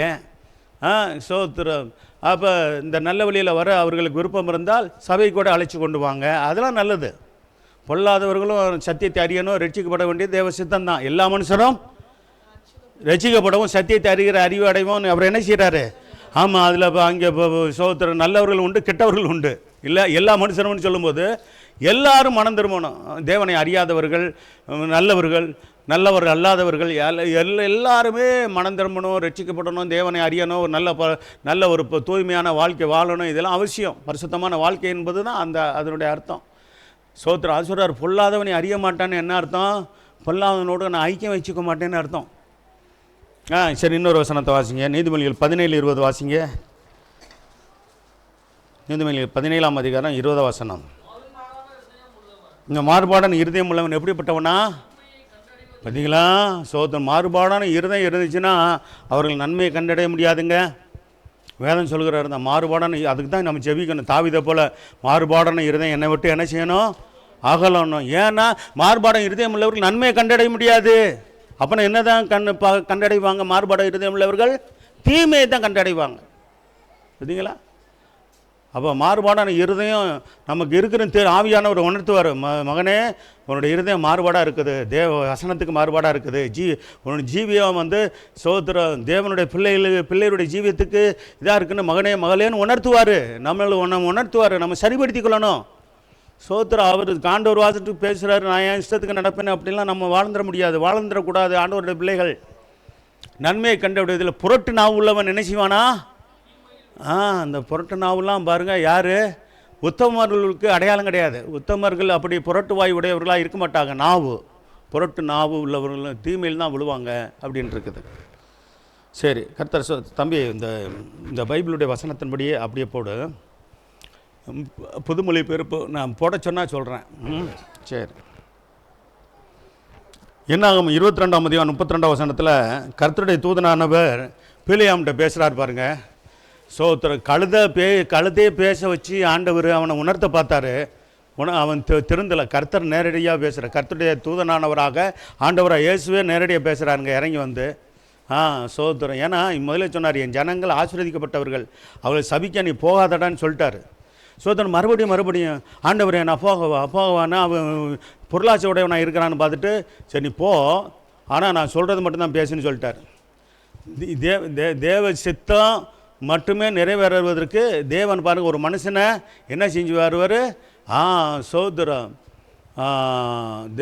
தம்முடைய பிள்ளைகளை சோதரம் பாதுகாக்கிறதுக்கு தேவன் செய்கிற விதங்களை அங்கே நம்ம பார்க்கலாம். இஸ்ரவேல் ஜனங்களை எப்படி பாதுகாத்தார்? சோத்திரம் பிலேயாம்கிட்ட இருந்து எப்படி சொல்லப்பட்டிருக்கு? பிலேயாமும் சோத்திரம் அவர்களை அவனை இயக்கினது யார்? மோவாபிய ராஜாவாகிய பாலா. கர்த்தருடைய தூதனார் அவனை நோக்கி, யார்? பிலேயாமை நோக்கி என்ன சொன்னார்? நீ உன் கழுதையை சோத்திரம் அந்த 3 தினம் அடித்தவொடனே அந்த கழுதை என்ன செஞ்சான்? மனுஷர் பேசுகிற பேச்சை பேசிச்சான். என்னது? நான் இது வரைக்கும் சுமந்து வந்த கழுதை அல்லவா, இது வரைக்கும் நான் கீழ்ப்படியாமல் நடந்திருக்கேனா? இல்லை. சோத்திரம். இப்போயா நீ அடம் பிடிக்கிற? ஆமாம் சோத்திரம் அப்படின்னு சொல்லி எல்லாம் அங்கே சொன்னது முன்னாடி இருக்குதே, நீ வீட்டில் போய் வாசி பார்த்துக்கொள்ளுங்க. இதனோட 3 தினம் அடித்தது என்ன? உன் வழி எனக்கு, அதான் கீழே உள்ளதான் முக்கியமான விஷயம். சோத்திரம். உன் வழி எனக்கு மாறுபாடாக இருக்கிறதுனால உனக்கு எதிராக புறப்பட்டு பாருங்கள். ஆண்டவருடைய பிள்ளைகளுக்கு ஒரு எச்சரிப்பு. இவன் ஒரு நேரத்தில் ஒரு தீர்க்கதரிசியாக இருந்தவங்க பிற்பாடு பணத்துக்கு ஆசைப்பட்டு குறி சொல்கிறவனாக மாறிட்டான். என்னைக்கு ஒரு தீர்க்கதரிசின்னு சொல்லி தீர்க்க தரிசனம் சொல்கிறவங்களுக்கு பண ஆசை வந்துடுச்சோ, பொருளாசை வந்துடுச்சோ, குறி சொல்கிறவங்க மாறிடுவாங்க. பண ஆசை, பொருளாசை ஊழியக்காரனுக்கு இருக்கக்கூடாது, ஊழியக்காரிக்கு இருக்கக்கூடாது, விசுவாசிகளுக்கு இருக்கக்கூடாது. பணம் தேவை, பொருள் தேவை. ஆனால் சோத்திரம் நமக்கு தேவையானதை கர்த்தர் தருவார். சோத்திரம் அவசியமானதை தருவார், தேவையானதை தருவார். நம்ம ஆசைப்பட்டதெல்லாம் கர்த்தர் தருவார் என்பது நிச்சயம் இல்லை. அல்லேலூயா. ஆசைப்பட்டதெல்லாம் கொடுத்துட்டா சோத்திரம் நம்ம சபைக்கு வருவோம்னு நினைக்கிறீங்க நீங்களா? ஆசைப்பட்டதெல்லாம் வீட்டிலே கிடச்சிருச்சுங்க. சர்ச்சுக்கு வருவீங்களா? ஆண்டவராது எனக்கு எதுக்கு? எல்லாமே எனக்கு இருக்குது, எதுக்கு நான் ஆண்டவரை தேடணும்? அப்படி தான் அநேகர். நல்ல கவனிங்க, பரிசுத்தவான்கள் சொல்கிற காரியம் உண்மை, 100க்கு 100 உண்மை. அநேகர் ஏழ்மையில் கர்த்தரை விட்டு விலகிறது இல்லையா? வசதி அதிகமாகத்தான் சிலர் வந்து தேவனை விட்டு போகிறாங்க. அதாவது ஐஸ்வர்யமும் அதிகம் பெருகும்போது தான் தேவனை விட்டு ஜனங்கள் விலகுறாங்களாம். ரட்சிப்பை பெற்றவங்க வந்து சபையில் சோத்திர ஏழ்மையாக இருந்து கர்த்தரை ஆசீர்வதிக்க தொடங்கி கர்த்தர் சோத்திரம் உண்டாகட்டும் படிப்படியாக உயர்த்தி கொண்டே இருக்கும்போது விழுகு எப்போ வருதுன்னா, சோத்திரம் எனக்கு தான் எல்லாம் வந்துருச்சே, தேவையானது இருக்குதே, நான் ஏன் தேவனை தேடணும்? இனிமேன்னு எனக்கு கர்த்தர் எனக்கு தேவை இப்படின்னு சொல்லி விலகி போகிறாங்களாம். சோத்திரம். அதான் உண்மைங்க. சோத்திரம். ஒரு நாள் நமக்கு எவ்வளவு தான் உயர்வை கொண்டு வந்தாலும் கர்த்தர் தேவனை விட்டு நம்ம விலகவே கூடாது. அல்லேலூயா. அவர் நம் தேவன் எப்படிப்பட்ட தேவன் உன்னை விட்டு விலகுதமில்லை, உன்னை கைவிடுவதில்லை என்று வாக்கு பண்ணியிருக்கிறார். நாமும் அவரை விட்டு விலகாமலும் அவரை பற்றி கொண்டு கடைசி வரைக்கும் ஜீவிக்கணும். அல்லேலூயா. அதான் சோத்திரம். தாவீது தன்னுடைய குமாரனாகிய சாலமோனுக்கு சொன்னது சோத்திரம். ஆமாம், நீ அவரை தேடினால் அவர் உனக்கு தென்படுவார், நீ அவரை விட்டு விட்டால் உனக்கு என்னென்றைக்கும் கைவிடுவார்னு சொல்லி எச்சரித்தார். 20 வருஷம் கை கொண்டாங்க. அப்பா சொன்னதை கீழ்ப்படிஞ்சு நடந்தான். 20 வருஷத்துக்கு பிற்பாடு தன் மனைவிகள் பேச்சை கேட்டு மனைவியுடைய ஆசுபாசங்களை இடம் கொடுத்து சோத்திரம் தேவனுடைய நகர இது அந்த பட்டணத்திலேயே என்ன பண்ணிட்டான், எருசலேமினுடைய மலைகளிலே என்ன பண்ணிட்டானா, சோத்திரம் அவன் பல மனைவிகளுடைய அந்த தேவர்களுக்கு சோத்திரம் ஒவ்வொரு பாருங்கள் சோத்திரம் யார் எத்தனை ஒரு பெண் கூட அந்த தேசத்தில் இருக்கிற ஒரு ஜாதியுடைய பெண்களை கூட அவன் கல்யாணம் பண்ணாமல் இல்லை. அதான் சோத்திரம் நூற்றுக்கணக்கான பெண்களை கல்யாணம் பண்ணி அது கணக்கில் 700 + 300 1000 வந்துருச்சு கணக்கு. சோத்திரம் கடைசி அந்த ஸ்திரீகளெல்லாம் என்ன செஞ்சாங்க, அவனோட இருதயத்தை வலிவி போய் போனார்கள்னு சொல்லப்பட்டிருக்கிறது. விக்கிர ஆராதனைக்கு காரணமாய் மாறி போனான். கடைசியில் தேவனுடைய கோபம் வந்து அவனுடைய ராஜ்யமே பிரிஞ்சு போச்சு. கர்த்தர் சோத்திரம் உண்டான். ஆகவே இப்பொழுது நான் உன்னை கொண்டு போட்டு உன் கழுதை உயிரோடு வைப்பேன் என்றார். சரி, அது 32 வசனம் தான் முக்கியம் இல்லையா? 32 வசனம். கர்த்தருடைய தூதனானவர் அவனை நோக்கி, நீ உன் கழுதை இதனோடு 3 தடவை அடித்தது என்ன? அது ஒரு காரியம் இருந்தாலும் கீழே உள்ளது, உன் வழி எனக்கு மாறுபாடாக இருக்கிறதுனால் நான் உனக்கு எதிரியாக புறப்பட்டு வந்தேன். நல்ல இதோ நமக்கு எச்சரிப்பான வார்த்தை. நம்முடைய வழி கர்த்தருக்கு மாறுபாடாக இருந்தால் கர்த்தர் என்ன செய்வார்? இந்த வசனத்தின்படி சொல்லுங்கள். நானாக இருந்தாலும் நீங்களாக இருந்தாலும் நம்முடைய வழி கர்த்தருக்கு மாறுபாடாக இருந்தால் கர்த்தர் என்ன செய்வார்? நமக்கு எதிரியாக புறப்பட்டு வந்துடுவாருங்க. ஆமாம், சோத்திரம். ஏதோ பிள்ளைமுக்கு தான் சொன்னார், நமக்கெலாம் இது இல்லைன்னு நினைக்காதீங்க. அப்படி இல்லைன்னா அவனுக்கு சோத்திரம். வேதத்தில் ஒவ்வொரு வசனமும் வருதுன்னா அது எந்த சந்தர்ப்பத்தில் சொல்லப்பட்டது, யாருக்காக சொல்லப்பட்டது, அது அவர்களுக்கு மட்டும்தானா, மற்றவர்களுக்கும் இது எந்த அளவுக்கு இப்போ சோத்திரம் உணர்த்தி வைக்கப்பட்டதான வசனம், இப்படிலாம் நம்ம சிந்தித்து பார்க்கணும். சோத்திரம் அவர்களுக்கு மட்டும்தான் சொன்னார், எனக்கு இல்லை அப்படி நம்ம நினைக்கக்கூடாது. அப்படி இல்லைன்னா பைபிளில் சோத்திரம் எந்த ஒரு வசனமும் நமக்குரியதை நம்ம எடுத்துக்கொள்ளவே மாட்டோம். கர்த்தருக்கு மகிமை உண்டாகட்டும். சரி, அடுத்து பார்த்தீங்கன்னா சோதரம் பிலிப்பியர் 2ஆம் அதிகாரம் 15ஆம் வசனம், சங்கீதம் 31:19 ஒருத்தர் வாசிங்க. சங்கீதம் இது பிலிப்பியர் 2:15-16 2 வாசிக்கலாம். நல்ல கவனிங்க. நாம் வாழ்கிற சந்ததி எப்படிப்பட்டது? கோணலும் மாறுபாடுமான விதத்தில் வாழ்கிறவங்க இருக்கிறாங்க. கோணலும் மாறுபாடுமான சந்ததி இப்போ அன்றைக்கே இருந்துச்சுன்னா அதை விட அதிகமாக இந்த நாட்களில் அப்படி சந்ததி பெருகி இருக்கிறதே தவிர குறைஞ்சிருக்கிறதுல. கோணலும் பாருங்கள், கோணலும் மாறுபாடு. இந்த சந்ததி நடுவில் நாம் எப்படி இருக்கணுமா? குற்றமற்றவர்களும் கபடற்றவர்களாக இருக்கணும். அடுத்து தேவனை மாசிட்ட பிள்ளைகளாகவும் இருக்கணும். இருக்கும்படிக்கு என்ன செய்யணுமா? அடுத்த வசனமும் முக்கியம். ஏன் செய்யணும்? 10 முறை முறுமுறுத்தவங்க எங்கே போக முடியல? இஸ்ரவேலர்கள் கானானுக்கு போக முடியல. பற்றியலா நம்ம எத்தனை முறை முறுமுறுத்துருக்குறோம் ஆண்டவரை? 10 முறையாக முறுமுறுத்திருப்பீங்க. கணக்கு போட்டு பாருங்கள். கணக்கு போடுற அளவுக்கு நமக்கு என்ன ஆண்டவர் என்ன பண்ணார், எனக்கு என்ன பண்ணார், யாரோ இப்படி இருக்கிறேன், நான் இப்படி இருக்கிறேனே, சோதரன் நானா இவ்வளோ கஷ்டப்படணும், எனக்கு ஏன் இந்த பாடம் கொடுத்தாரு ஆண்டவர், இப்படி எத்தனை வரை முறுமுறுத்துருக்கீங்க? கணக்கே இல்லைல்ல. சரி, இப்படி நான் சொல்கிறது மாதிரி இல்லைனாலும் வேறு விதமாக முறுமுறுத்து, ஏசப்பாவை முறுமுறுத்து, என்ன ஆண்டவர் எனக்கு செஞ்சிட்டாரு, நான் சர்ச்சுக்கு இத்தனை வருஷமாக வந்தேன், வந்துக்கிட்டு இருக்கிறேன், எனக்கு என்ன இருந்துச்சு. ஸோ அவன் சோத்திரம் மாடி மேலே மாடி கட்டுறான், வீடு மேலே வீடு வாங்குறான். நான் இருக்கிற இந்த ஒண்டி கொஞ்சம் சொல்லி கிடந்துக்கிட்டு கஷ்டப்பட்டுக்கிட்டு கிடக்கிறேன். இந்த ஆண்டவருக்கு கண்ணே இல்லையா, காதே இல்லையா? அதெல்லாம் முறுமுறுப்பு இல்லையா? சில பேர் சிரிக்கிறீங்க. அப்போ உண்மை இருக்குது, விஷயம் இருக்குது. முறுமுறுப்பு இல்லைன்னு சொல்லவே முடியாது. ஏதோ பாருங்கள், நீங்கள் சில விஷயங்களை முறுமுறுப்பு இல்லைன்னு நீங்கள் நினைப்பீங்க, அது முறுமுறுப்பாக இருக்கும். கர்த்தர் சோத்திரம் உண்டாகட்டு. ஏங்க முறுமுறுப்புன்றது மற்றவர்களை சொல்லிக்கிட்டு இருக்கிறது இல்லைங்க, நீங்களே என்ன பண்ணுறது? ஆமாம், ஆண்டவரை நொந்துக்கிறது. என்னது? ஆண்டவரை பற்றி குறை பேசுகிறது, அதான் முறுமுறுப்பு. மற்றவர்கள் மேலே ஆண்டவரை பற்றி குறை சொல்கிறது வேறு. முறுமுறுப்பு புரியுதா?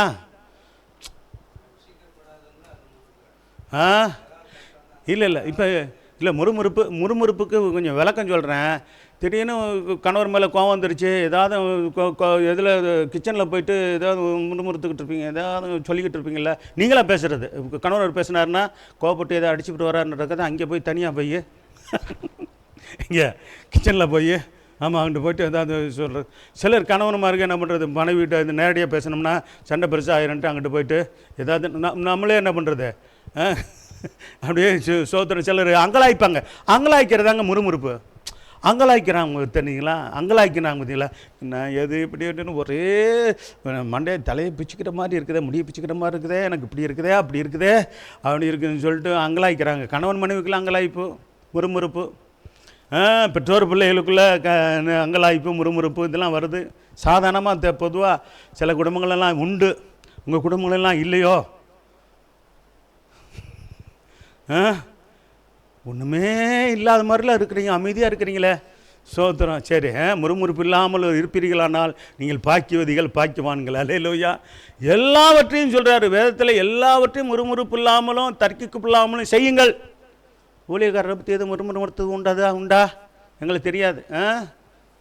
சோத்திரம். சரி, அது ஊழியக்காரர்களை மட்டுமல்ல, விசுவாசிகளையும் யாரையும் முறுமுறுக்க வேண்டாம், மற்றவர்களையும் முறுமுறுக்க வேண்டாம். சோத்திரம். முறுமுறுப்பு ஒரு விதத்தில் என்ன செய்யுதுன்னா நமக்கு அவிசுவாசத்தை கொண்டு வந்துடும். எதுக்கு வேதம் சொல்லுது தெரியுங்களா? முறுமுறுப்பு உள்ளவங்க விசுவாசத்தோடு இருக்க முடியாது. சோத்திரம். இந்த நம்பிக்கையோடு இருக்க முடியாது, தேவனோட நம்பிக்கையோடு இருக்க முடியாது. விசுவாசத்தின் இப்போ குறைவு தான், பாதிப்பு தான் என்னது, விசுவாசத்தில் பலவீனமாக இருக்கிறவங்க தான் முறுமுறுப்பாங்க. விசுவாசமாக இருக்கிறவங்க முறுமுறுக்க மாட்டாங்க. ஆண்டவர் இருக்கிறார், கைவிட மாட்டார், அன்றது விசுவாசம். எனக்கு என்ன ஆண்டவர் என்ன செஞ்சார்? சோத்திரம். அதான் ஒரு சகோதரன் இப்படி சொன்னதாக சொல்லுவாங்க. சோத்திரம். கீபோர்டெலாம் நம்ம இங்கே வாசிக்க அந்த சகோதரன் பேரெல்லாம் சொல்ல வரல. சோத்திரம். மனைவி அவரை விட்டு பிரிஞ்சு போயிருச்சான். அது சொன்னார். சோத்திரம். அவர் ஆண்டவருக்கு இசை வாசித்து கொண்டு இருந்தவர் இப்போ உலகத்தை சினிமா பாட்டுக்கு அங்கெல்லாம் கச்சேரிக்கெல்லாம் என்னது இசை கீபோர்டு இப்போ பேர்டெல்லாம் அடிக்க போயிட்டுருக்கிறாரு. ஸோ ஒரு உதாரணத்துக்கு சொல்கிறது, அந்த சகோதரனை குற்றப்படுத்துறதுக்காரில் பேர் சொல்லலை, நான் பொதுவாக சொல்கிறேன். பேர் சொல்ல வேண்டி இது பண்ண வேண்டாம். சோத்திரம். அப்போ என் மகன் கேட்டிருக்காப்புல, என்னென்ன இப்படிலாம் அவங்கள பற்றி நீங்கள் இப்படி போயிட்டீங்களே, முதல்ல ஒரு பிரதிஷ்டையாக இருந்தீங்களே, ஆண்டவருக்கு மட்டும்தான் பாட்டு கீபோர்டு வாசிப்பேன், பேர்டு வாசிப்பேன்ட்டு, இப்போ ஆண்டவர் எனக்கு என்ன செஞ்சார்? என்னது அது முறுமுறுப்பு இல்லையா? என்ன சொன்னார் அந்த சகோதரன்? நம்ம சபையெல்லாம் வந்து கீபோர்டு போட்டவர், ஸ்பெஷல் மீட்டிங்கெல்லாம் பேர்டு அடித்தவர், அதை என்ன சொன்னாரா? சோத்திரம். அவர் மனைவி கோச்சு போன்றதுக்கு உங்களுக்குள்ளே என்ன பிரச்சனையோ என்ன காரணம் தெரில. ஆனால் என்ன சொல்லிட்டார் அவர்? சரி, ஆண்டவர் எனக்கு என்ன செஞ்சிட்டாரு பாருங்கள். சோத்திரம். உங்களோட வாழ்க்கையில் சோத்திரம் மனம் போல் இஷ்டம் போல் சில காரியங்களில் செஞ்சுவிட்டு கடைசியில் முறுமுறுக்கிறது யாரை? ஆண்டவர் முறுமுறுக்கிறாங்க. அன்றைக்கி அளவுகளை வச்சுருந்தார் பாருங்கள். 10 முறைக்கு மேலே முறுமுறுத்தவங்க ஒரு வாரம் எங்கே போக முடியாதுன்னு சொல்லிட்டாரு, காணான்னு போக முடியாதுன்னு சொல்லிட்டாரு. இன்றைக்கி நம்ம ஆண்டவர்கிட்ட மன்னிப்பு கேட்கணும். ஆண்டவருடைய பிள்ளைங்க 10 முறை முறுமுறுத்துருப்பாங்களே ரட்சிக்கப்பட்ட நாட்கள்லேருந்து. சோத்திரம். இத்தனை வருஷம் ஆச்சு. சோத்திரம். எத்தனை முறை முறுமுறுத்துருப்பீங்கன்னு நீங்கள் யோசனை பண்ண பாருங்கள். ஆண்டவர்கிட்ட அதிகமாக 10 முறைக்கு மேலே ஆயிருக்குமா இல்லையா? அது கூட அமைதியாக இருக்கிறீங்களே, எதுக்கு நம்ம சொல்லிவிட்டு ஏதாவது மாட்டிக்கிட்டோம்னு அப்படியே இல்லை. சோத்திரம். மன்னிப்பு கேளுங்க. அல்லேலூயா. ஆமாம். சோத்திரம். நம்ம மன்னிப்பு கேட்கணும்.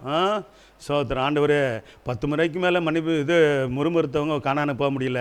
ஆனால் கிருபையா ஆண்டவரே நீ கிருபையாக நடத்துகிறீங்க. நான் இது வரைக்கும் இத்தனை முறை ஒரு சுமாராக ஒரு கணிப்பு இவ்வளோனா இவ்வளோ முறுமுறுத்துருப்பேன் உம்மா குறித்து. ஆண்டவரே எனக்கு மன்னிங்க. அல்லேலூயா. மன்னிச்சிடுவார். மன்னிச்சுட்டு அதுக்கப்புறம் முறுமுறுக்காதீங்க. என்ன செய்யக்கூடாது? ஆண்டவர் இனிமேல் என்ன செய்யக்கூடாது? நல்லா சொல்கிறது கவனிங்களேன். என்ன செய்யக்கூடாது சொல்லுங்களேன்? முறுமுறுக்கக்கூடாது. ஆமேன். அல்லேலூயா. முறுமுறுப்பு இல்லாமல் என்ன அடுத்து என்ன எப்படி செய்யணுமா? தர்க்கிப்பு இல்லாமல். தர்க்கிப்புன்னு என்னது? வாக்குவாதம் பண்ணக்கூடாதுங்க. யாரும் சபைக்குள்ளே ஒருத்தர் வாக்குவாதம் பண்ணிடாதீங்க. விசுவாசிகள் உங்களுக்குள்ள சகோதரிகளுக்குள்ளேயோ சகோதரர்களுக்குள்ளேயோ வாக்குவாதம் வச்சிடாதீங்க. அதே போல் ஊழியர்கள்ட்ட சில பேர் துணிகரமாக வாக்குவாதம் பண்ணுற ஆளுகள்லாம் உண்டு. அதெல்லாம் ஒழுங்கிலமான காரியம். தேவனே பார்ப்பார். ஊழியக்காரனோட நீங்கள் எதிர்த்து நிற்கிறீங்கன்னா நீங்கள் கர்த்தருக்கு எதிர்த்து நிற்கிறீங்கன்னு சொல்கிறேன். எந்த ஊழியக்காரனையும் சொல்கிறேங்க. சோதர் உண்மை, அதுவும் உண்மையுத்தமான ஊழியக்காரன். சில பேர் சோதர் காசுக்கு அலைகிறவங்களாம் இருக்கிறாங்க. அந்த ஆளுகள்லாம் நம்ம ஒன்றும் சொல்கிறதுக்கு இல்லை. சோத்திரம். பாருங்க, மாதமானால் சபை இருக்காது. சும்மா என்ன பண்ணுறது, ஒரு பைபிளில் ஒரு இது வச்சுட்டு அப்படியே பிரைஸ் லாடுன்ட்டு ஒரு தெருவா போகிற ஆளுக்கெல்லாம் இருக்கிறாங்க. சோத்திரம். அதெல்லாம் ஒழுங்கமான காரியம். அவங்களுக்குன்னு ஒரு ஊழியர் என்ன ஊழியர்னு தெரிஞ்சுக்கிட்டு அழைச்சி அழைப்பில் சோத்திரம் உறுதியாக நின்றால் கர்த்தர் போஷிப்பார். அல்லேலூயா. ஆனால் அதை சொல்கிறேங்க, சோத்திரம். ஆமாம், யாருக்கு என்ன ஊழியன் இருக்குதோ அந்த ஊழியத்தை அவங்க செய்யணும். கர்த்தர் சோத்திரம் உண்டாகட்டும். சரி, அதை விட்டு சும்மா வீடு வீடாக இப்போங்கிற அது காரியங்கள்லாம் ஒழுங்கினமான காரியம். அது ஒரு சிலருக்கு புரிகிறதில்ல, அப்படி செஞ்சுக்கிட்டு இருக்கிறாங்க. நான் நல்ல உண்மையான ஊழியர்கள் அப்படி போக மாட்டாங்க. சோத்திரம். சரி, என்ன ஆகுமோ 22-32 வாசம். யோபு 31:3 வாசித்தாச்சா? யோபு 31:3.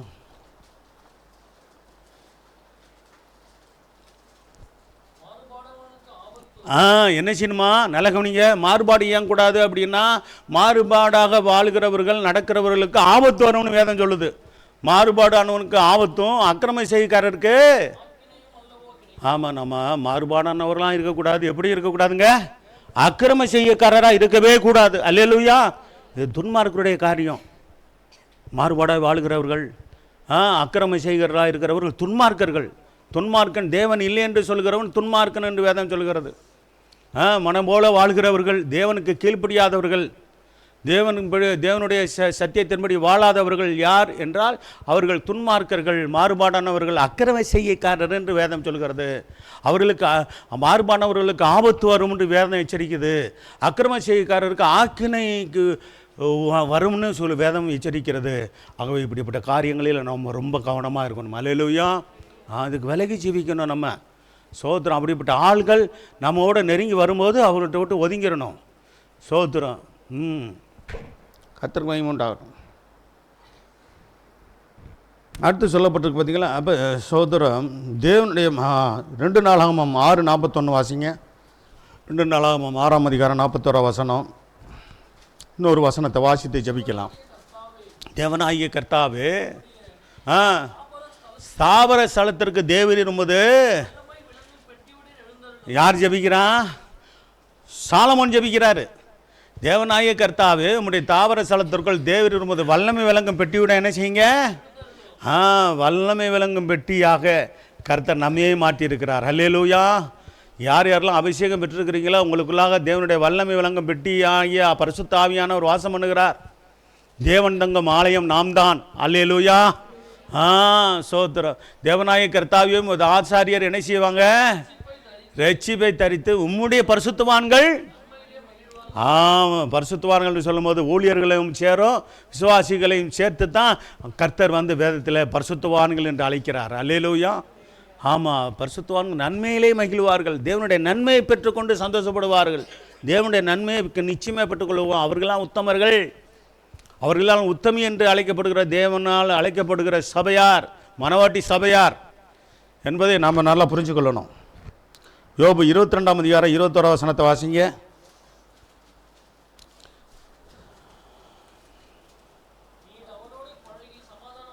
என்ன செய்யுங்க? என்ன செய்யணும்? ஆண்டவரோடு என்ன செய்யணுமா? இதெல்லாம் ஒரு ஆவிக்குரிய நிலையில் உயர்ந்த ஒரு அனுபவம். ஆண்டவரோட பழகி எப்படி இருக்கணுமா? ஆண்டவரோட பழகிற பழக்கம் இருக்கா உங்கள்கிட்ட? தினமும் பழகுறீங்களா? ஜபத்தில் தான் பழகணும். ஆண்டவர்கிட்ட என்ன பண்ணணும்? தினமும் என்ன செய்யலாம்? ஜபத்தோடில் ஜபி. காலையில் எந்திரிச்சே சோத்திர சரி 5 மணிக்கு எந்திரிக்கேன், இல்லை முடியலையா 5:30 மணி, இல்லாட்டி 6 மணிக்கு எந்திரிச்சாலும் என்ன செய்யணும்? சோத்திரம். ஒரு நாளைக்கு 1 மணி நேரம் கொடுக்கணும். காலையில் 1/2 மணி நேரம். இரவில் குடும்பத்தோடு கணவன் மனைவியோடு பிள்ளைகளோடு கூட உட்காந்து ஜெபம் பண்ணுங்க. அவரோடு பழகுங்க. அவரோடு சமாதானமாக இருப்போமாக. அல்லேலூயா. அதனால் என்ன வரும்? நன்மை வரும். இப்போ நன்மையை பெற்ற ஜனங்கள் தான் யார் அப்படின்னா சோத்திரம் உத்தமர்கள். சோத்திரம். உத்தம குணத்தோடு வாழ்கிறவர்கள் என்று அர்த்தம். உத்தம குணம் அப்படின்போது அந்த ஆவிக்குரிய கனிகளும் நிறைஞ்சு ஜீவிப்பாங்கன்னு பார்க்குறோம். சோத்திரம். வேதத்தில் சொல்லப்பட்ட அத்தனை நற்குணங்களும் அப்படிப்பட்டவர்களுக்கு நம்ம வேதத்தை படிக்க எப்படிப்பட்ட நற்குணசாலிகளாக யார் ஒவ்வொருவரையும் பார்த்தா சோத்திரம் அப்படி நற்குணசாலிகளாக வாழ்கிறத நம்ம பார்க்குறோம். சரி, கர்த்தர் சோத்திரம் உண்டாகட்டும். எழுந்திருப்போம். எழுந்திருந்து வேதம் சொல்லுகிறது. சோத்திரம். போவா சொன்னார், சோதரம் ரூத்தை பார்த்து சொன்னார், உன் முந்தின நற்குணத்தை பார்க்கலாம் உன் பிந்தின நற்குணம் உத்தமமாக இருக்கிறது. ஆண்டவரே, என்னுடைய சோதரம் நற்குணம் உத்தமமாக இருக்கணும் ஆண்டவரே. ஹல்லேலூயா. ஆமாம், எப்பொழுதும் என்னுடைய நற்குணம் ஆண்டவரே சுமக்கு முன்பாக பிரீதியாய் காணப்படட்டும். ஆவியின் கனிகள் உடையவளாய் மாற்றும். வாய் திறந்து சொல்லுங்க ஹல்லேலூயா. கர்த்தருக்கு சோதரம். கலாத்தியர் 5ஆம் அதிகாரம் 22, 23 வசனத்தின்படியாக அந்த நற்குணம் உடையவர்களாய் எங்களை மாற்றி உத்தமர்களாய் நாங்கள் இந்த பூமியில் வாழ எங்களுக்கு அனுகிரகம் செய்யுங்க ஐயா. பிரசங்கி 7-8 வசனத்தின் பெருமை உள்ளவனை பார்க்கலாம் பொறுமை உள்ளவன் உத்தமன் என்று சொல்லப்பட்டிருக்கிறதே. எங்களிடத்தில் பெருமை வேண்டாம், வாயை திறந்து சொல்லுவோம். ஆண்டவரே, பொறுமை தாரும் ஆண்டவரே. சோத்திரமையா, சோத்திரம் ஆண்டவரே. நீடிய பொறுமை உள்ளவர்களாய் எங்கள் மாற்றி உத்தம வாழ்க்கை வாழ எங்களுக்கு உதவி செய்யுங்க. நீதிமொழிகள் 16:30 நீடிய சாந்தம் உள்ளவன் உத்தமன், தன் மனதை அடக்கிறவன் உத்தமன் என்று சொல்லப்பட்டிருக்கிறேன். நீடிய சாந்தமுள்ளவர்களாய் வாழ்ந்து உத்தமமாய் வாழ கிருபை தாங்கப்பா. ஆண்டவரே, தன் மனதை அடக்கிறவன் உத்தமன் என்று சொல்லப்பட்டிருக்கிறதாக எங்கள் மனதை அடக்கி பாவ வழியில் நடக்காதபடிக்கு எங்கள் மனதை நாங்கள் அடக்கி ஆண்டவரே பரிசுத்த வழியில் நடக்க எங்கள் மனதை பலப்படுத்துங்கப்பா. வாய் திறந்து சொல்லுங்க, கேளுங்க. ஆண்டவரே, கிருபை தாங்கப்பா. தகப்பனே, நமக்கு சோதர சோதர சோதர. நீதிமொழிகள் 28:10 உத்தமர்களோ நன்மை சுதந்திரிப்பார்கள் சொல்லப்பட்டிருக்கிறது. ஆண்டவரே, உத்தமர்களாக நாங்கள் வாழ்ந்த நன்மையை சுதந்திரிக்கணுமே. நீர் வைத்திருக்க எல்லா நன்மைகளையும் சுதந்திரிக்க எங்களுக்கு கிருபை தாங்கப்பா. வாய் திறந்து கேளுங்க, தேவன் அப்படி செய்வார். கர்த்தர் சோதர சங்கீதம் 15:1-2 சோத்திரம் உத்தமனாய் தினம் நடந்து நீதியை நடப்பித்து தினம் மனதார சத்தியத்தை பேசுகிறவர்கள் தான் சோத்திரம் தேவ சபையில் ஐக்கியமாக இருக்கிறவர்கள் மட்டுமல்ல, கர்த்தர் பரலோகத்திலும் கர்த்தர் சோத்திரம் உண்டாகட்டும் பரலோகத்தில் வாசம் பண்ணுகிறவர்களாக இருப்பார்கள் என்று வேதம் சொல்கிறது. ஆகவே இப்படிப்பட்ட பாக்கியத்தை பெற எங்களை தகுதிப்படுத்துங்கப்பா. ஆண்டவரே, யோபின் அறிக்கை போல எங்க அறிக்கை இருக்கணுமே. என் ஆவி பிரிய மட்டும் என் உத்தமத்தை விட்டு விலகேன். ஆமா, நம்முடைய ஆவி பிரிய மட்டும் நம்முடைய உத்தமத்தை விட்டு நம்ம விலகாதபடிக்கு வாழ கர்த்தர்கிட்ட கிருபை கேட்போம். கிருபை தாங்கப்பா, கிருபை தாங்கப்பா. வாய் திறந்து கேளுங்க, வாய் திறந்து பேசுங்க ஆண்டவரோடு கூட. கர்த்தர் இயேசுவின் போதனை என்ன? உண்மை உத்தமான ஊழியக்காரனே, கொஞ்சத்தில் கொடுத்த கொஞ்ச பொறுப்பில் உண்மையாயிருந்தாய், அநேகத்தின் மேல் உன்னை அதிகாரியை வைப்பேன் என்று சொல்லி ஆண்டவர் நமக்கு அதிகாரத்தையும் சோத்திர வல்லமையும் தந்து நடத்துகிற தேவனாய் இருக்கிறாரே. கர்த்தருக்கு சோத்திரம் உண்டாட்டும். அப்படிப்பட்ட தேவனுடைய சித்தம் செய்ய நம்ம ஒப்பு கொடுப்போம். உத்தமர்களுக்கு இருக்க வேண்டிய தகுதி, பெருகக்கூடிய நன்மைகள் என்ன என்றெல்லாம் பார்க்கிறோம். தாவீதினுடைய ஜெபம் மாறுபாடான இருதயம் என்னை விட்டு அகல வேண்டும் என்று சொல்லி ஜெபிக்கிறாரே. கர்த்தர் சோத்திரம் உண்டாட்டும். என்னாகும் 22:32 கர்த்தருடைய தூதனானவர் பிலேயாமை பார்த்து சொன்னாரே, உன் வழி எனக்கு மாறுபடா இருக்கிறது, நான் அவனுக்கு எதிரியாக புறப்பட்டு வந்தேன் என்று சொல்லி சோத்திரம் அவனுக்கு சொல்லி எச்சரித்தாரே. நம்முடைய வழி ஆண்டவருக்கு பிரியமாக இருக்கட்டும். நாம் ஆண்டவரோடு பழகி சமாதானமாக இருக்க வேண்டும் என்று நாம் கீழே நாம் ஏற்கனவே நாம் வாசித்தோம், நாம் தியானித்தோம். பிலிப்பியர் 2ஆம் அதிகாரம் 15-16 வசனத்தில் கோணலும் மாறுபாடான சந்ததியின் நடுவிலே குற்றமற்றவர்களாகவும் கபடற்றவர்களாகவும் தேவனுடைய மாசற்ற பிள்ளைகளாக இருக்கும்படிக்கு சோத்திரம் எல்லாவற்றையும் முறுமுறுப்பு இல்லாமல் செய்வோம். ஹல்லேலூயா. தர்க்கிப்பு இல்லாமல் நடந்து கொள்வோம். ஹல்லேலூயா. சோத்திரம். ஆகவே தேவனுடைய ஆலோசனைப்படி நான் நடக்கும் போதுதான் ஆசீர்வதிக்கப்படும். ஆண்டவரே, இப்படியாக வாழ எனக்கு கிருபை தாங்கப்பா. வாய் திறந்து ஜெபிங்க. ஹல்லேலூயா. தர்க்கிப்பு இல்லாமலும் முறுமுறுப்பு இல்லாமலும் வாழ கிருபை தாங்கப்பா.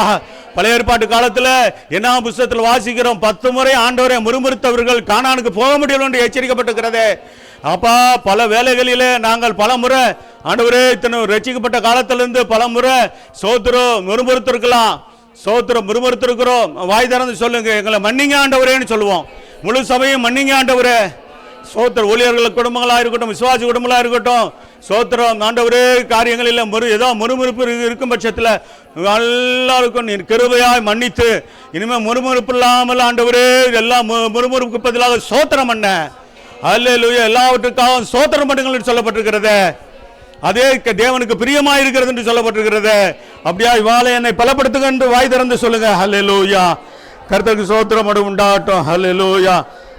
6:41 உம்முடைய பரிசுத்தவான்கள் நன்மையிலே மகிழ்வார்களாக என்று சொல்லப்பட்டிருக்கிறது.